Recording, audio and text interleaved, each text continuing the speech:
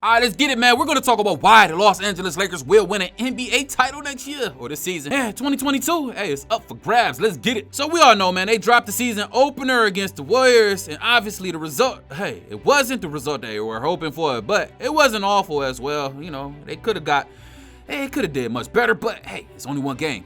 And as we all know, the Lakers will improve as the season goes on, especially on defense. So be prepared for this moment because there's nothing stopping the Lakers, featuring 6 Hall of Famers, from winning the 2022 NBA championship. And it will be one of the most satisfying championships in NBA history because we know why. They're the old heads, and Melo needs one too. So I predicted that the Los Angeles Lakers would win the 2022 NBA championship, just like I predicted back in 2020 that they would. And on paper, it looks like they have enough to do it. And I'm confident enough to predict that they will do it again. And here are some of the reasons why. LeBron James, 24 points per game. And the first game against the Warriors, the King dropped 34 points. Look at this, 13 for 23 from the field and 5 for 11 from the three. His basketball IQ is second to none, and he's aggressive on defense. Hey, he's a nice finisher. He's clutch shooter, and you know, he probably has the best sense in the game. Hey, LeBron has the highest total points of any player of the Los Angeles Lakers. Hey, man, and that is something that they could take advantage of at this point. Yes, sir, LeBron James is still the face of the whole entire NBA. And just dropped 30 points in the preseason finale against the Sacramento Kings. I would expect a smaller scoring feature in this game now. And the Los Angeles Lakers, they have plenty of scoring. Addition of those 3-point shooters, as well as more minutes for Brody Westbrook, Anthony Davis, will result in LeBron James scoring a few points. But hey, he looked like he's gonna have to put up buckets either way. LeBron is still going across the 20-point mark almost every single night. And he's going to play a huge role in knocking down big shots for these guys. I believe he might be the top 3 best 3-point shooter on the squad this year. And with that being said, hey, it's something to see along the lines of 23 points, 8 assists, and 8 rebounds. Yeah, man, for a 37-year-old, that's not bad at all. And it's not one of our official picks, but yet, hey, it comes down to a close one, a double down. As, you know, you give his props. You got to give him props for beating LeBron James. 6 assists, hey, a negative 1.25. If you like LeBron James to score more than 25 points, throw your hands in the air and wave them like you just don't care. I believe he's going to score at least 26 points per game and around 8 to 7 rebounds and around 7 assists, man. Here's a quote: "Just motivated to have an opportunity to win a championship." That's LeBron James. And that's why I play the game. And AD, he has to average at least 7 rebounds per night. Anthony Davis finished with 33 points per game, 15 for 26 shooting, and he looks healthy. And he looks strong and imposing, just like Frank said. And with Anthony Davis, the Los Angeles Lakers have the luxury of having a capable defender and a dynamic scorer for a few more years. He's still in his prime. And he definitely imposes authority on defense. And it's nothing short of a blessing for the Los Angeles Lakers to have AD. Amongst other things, Davis is a dominant mid-range shooter. One of the best mid-range scorers in the whole entire NBA. His fadeaways is cool. His post-ups are fire, and he's a priceless asset to the Los Angeles Lakers scoring board. Somehow, Anthony Davis does not have to have the most rebounds in the world, but he's going to have to rebound and be strong on him. He's going to have to be fearsome. Yeah, and Brody Westbrook, hey, he actually averaged more rebounds than AD at 8.5. Yes, Westbrook is one of the best rebounding. Yeah, he is the best rebounding guard in the whole entire league, perhaps of all time. And it's still crazy that he averaged more than Davis at this point, you know? Yeah, man, that is complete. Westbrook can easily get around 9 rebounds per night, easily, because he works so hard and he's a hustler. Yeah, man, it's going to be huge for him to do that because he has to get out in the open court in order to be successful. We know that. And for him, he's going to have to compete with himself. But on top of that, you're going to have to out-rebound Westbrook and LeBron James. These guys are still wing players.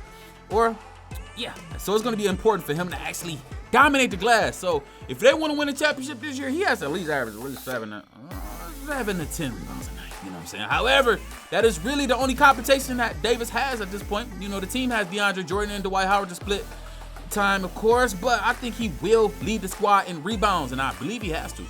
And he's a much better rebounder than both of these guys, Dwight Howard and DJ. And the Warriors lack size, and Davis, he took advantage of it. When these two teams met in the Western Conference play-in game, Davis dropped 25 points and 12 rebounds. A no-brainer for Coach Frank to rely on this guy. I think he's going to play the center. It is what it is. And Brody Westbrook, I'm going to say around 9.5 assists per game. Westbrook, he's never been a third option on the team before, and this is going to be the first time. And he was drafted overall 4th in the 2008 draft. And yes, he was teammates with James Harden. and Kevin Durant. But Harden wasn't the star that he is now, but he was a star nonetheless. And up until this point, Brody has been 1A, 1B on every single team he's been on. So it is going to be a huge adjustment for him. He's never been a third option. So it comes to no surprise then that Westbrook has struggled in the start of his Lakers career. Yeah, he hasn't been looking good at all, man. Last game, he only had 8 points, 4 of 13 shooting from the field. And the worst plus minus on the team at minus 23. Yeah. Here's a quote. He's going to be great for us, but it's going to be an adjustment period. That's true. So don't be too bold to drop the hammer on him at this point. You know, he's going to need a little time. You know, get some more games with the guys. You know what I mean? Get adjusted to his new little situation. And something along the lines of 22 points and 7 assists feels about right for Brody Westbrook. And if he can pull this off every single night for the purple and gold, it's going to be hard to beat these guys. And Westbrook is going to be sharing the facilitating duties with our boy LeBron James. Yeah. So it's going to take a lot of pressure off of LeBron James, especially at this point of his career. I mean, obviously, he can still average 30 points per game, but it's going to be a lot more enduring if he has another person that can hold it down on BB. This has all of the makings of a LeBron James operating offense. You know, he's going to take more threes, allowing Westbrook to get busy. And Davis is going to have to get busy around the rim as well. He's going to be a playmaker too. We know that. And at this point, it's going to result in higher rebounding and point total for Westbrook, Davis, AD. And keep in mind that 10 assists will be almost reachable for all of these guys. I believe Davis can average about 7 to 8 if he wants to. And we already know LeBron James is going to average around 7 to 8. And Brody, he's proven that he can average 10 to 12. He's done it for the past 4 years. We know he will get his fair share of triple-doubles with the Los Angeles Lakers, you know, and it's going to be rare that we see him have single-digit scoring games and single-digit assist games. That is rare for Brody. And now we have a new nickname coined, the 360, with Anthony Davis wearing number 3, LeBron James at 6, and Brody at 0. We're going to call these guys 360. It's the only logical nickname we can come up with the new shiny big 3. However, they're going to have to make things work. 360? Yeah, we know what that is. So they're going to have to be clicking on all cylinders on the court. And they're going to have to get some chemistry soon because the NBA ain't waiting on your ass. You better get ready now. And Davis is one of the NBA's biggest and best unicorns. He's more athletic than Tim Duncan, and he's able to run the floor, shoot threes. He knocks down mid-range, and he throws down powerful athletic dunks as well. And he looks bigger, much more imposing, much more powerful, much more in shape. And it's only increasing his value. Yes, sir, we're going to need him to play at a Defensive Player of the Year type level, you know what I'm saying, for the chances for them to secure the award. And we all know LeBron James is not only one of the best players of our generation, he's still playing like it. LeBron James is known for being one of the best teammates and facilitators in the league. And I believe he's going to play at his full potential and still average around 26 points per game. And we saw him do some of these things back in 2020 when they won the NBA championship in the bubble. However, James has never played with someone like Brody Westbrook. So it's going to be quite the experiment, and I'm looking forward to seeing it, and I hope it works out. So Westbrook joining LeBron James and Anthony Davis makes one dangerous squad in transition. One of the most in history, in NBA history, that is. And they're going to be looking like the new Showtime. Yeah, man, we saw flashes of it during the Lakers preseason game, the final preseason game, and some flashes against the Golden State Warriors. But, LeBron James will be an off-ball option, especially with Westbrook handling the ball so much, yeah. And last season, he led the whole entire NBA in assists. Dishing the ball to him is going to be a blessing in transition. Not only will this save LeBron James's legs, he's going to make himself much more ready for the playoffs, baby, when it counts. Yeah, we're going to need LeBron James and Anthony Davis to be healthy and ready for the playoffs because, last year those injuries really hurt the Los Angeles Lakers. And they were doing really well before the pandemic hit crazy.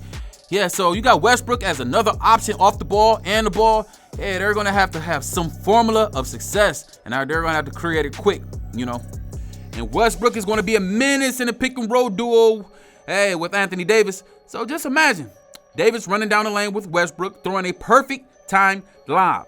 It's going to be a nightmare for guys. So no matter what people think about the fit, we all know that LeBron James, he's known to make things work, and he's done it over time. So he just has to continue to prove himself as one of the GOATs. And we're going to talk about some of the role players as well. You got the top 10 scoring, Carmelo Anthony. He's going to do his thing. He came in, played decent last game, but it wasn't enough, of course. And Anthony has also showed that he could be a nice little high usage three-point guy. You know, his three-point percentage last year and over his career has been around 40%. And the Lakers are going to need him to knock down threes and to be ready to knock them down whenever he can. And of course, Malik Monk, 23 years old, he shot 40% last year from the three. And former Laker Wayne Ellington, he's back on the team. He's hurt at the moment, and he's a reliable three-point shooter as well, shooting 42% from clip downtown from the pretty point line. Wow. And the Lakers also reunited with Kent Bazemore, who shot 40% from last year from the three. Yeah, man, he's also a great defensive guy. He's going to be a nice little steward for these guys, especially in the defensive side. And the Lakers are going to have to go back to their dual big man approach that won an NBA championship, as they brought back Dwight Howard and DeAndre Jordan to clog up the paint. And the Lakers also brought back another guy who they won an NBA championship with, and that's Avery Bradley, you know. Yeah, man, he was a pest on defense. And champion, we got, hey, don't forget about playoff Rondo.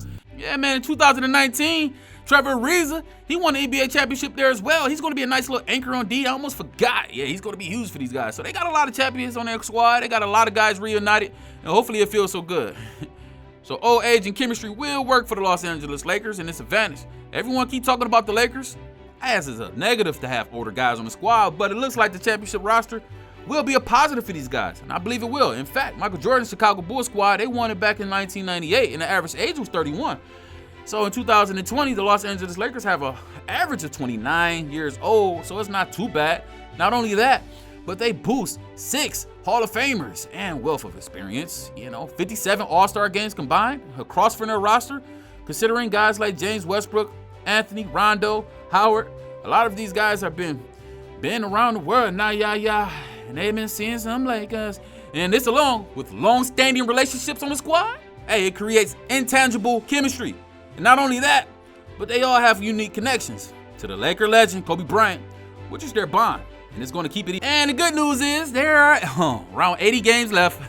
The bad news is after going 0-6 in the preseason and now 0-1 in the regular season, the Lakers have yet to win a game. And next, the Lakers will match up against the Brooklyn Nets in the NBA Finals and win in 7 games. Regardless, you heard it here first, and I guarantee that the Lakers will win the NBA championship. And if they don't, well, they don't.